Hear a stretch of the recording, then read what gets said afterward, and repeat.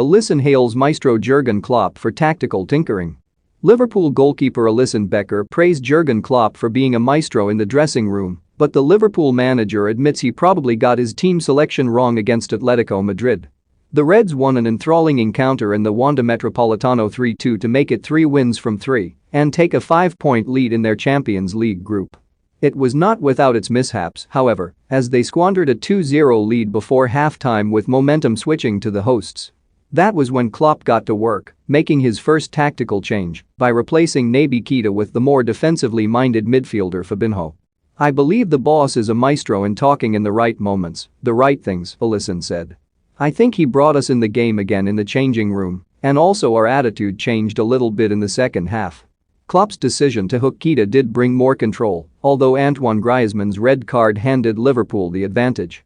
Keita had scored a brilliant volley, but the defensive side of his game is still lacking, and he was culpable, though not the only one, for allowing opponents to drift past him too easily for both Atletico goals.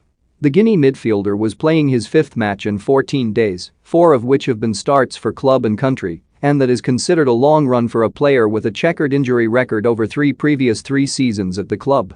With Thiago Alcantara still not back in training after a calf problem a month ago and Curtis Jones only returning this week, Klopp's midfield options have been reduced, and that has meant relying more on Keita. But the manager accepts balancing the needs of his team and keeping an eye on the workloads of key players is difficult and probably adversely influenced his selection in Madrid. "The period we are in is really intense. So, would I choose exactly the same lineup again? Not sure," Klopp said. "But we had so many things to consider: who is playing that didn't play, who played where. I think in the end we had too many players on the pitch who played now for their national teams all the games, last Premier League game and stuff like this. My boys want always to play well, that's what I love most about them, and if they can't in moments, it's most of the time my fault." Klopp was also keen to avoid Keita being the scapegoat for their erratic first-half performance. "First and foremost, it was nothing to do with Naby, we just had to defend the right side a bit better," he added. "But Naby scored a goal, and I spoke to him already.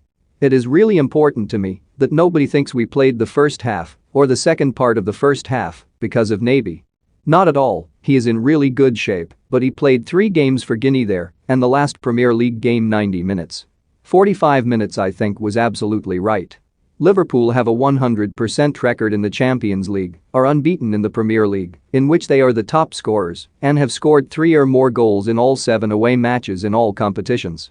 They have not lost since April, a sequence of 21 matches which is their longest run, since going 24 unbeaten from January to May 1989, but Klopp insists they are far from being comfortable. "We are not that confident, to be honest. We know our struggles, we know our problems, but we try to ignore them very often," he said.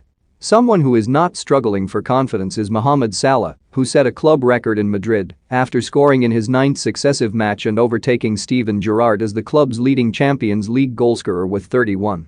He has 12 goals in 11 appearances this season, 2 of which have been brilliant individual efforts against Manchester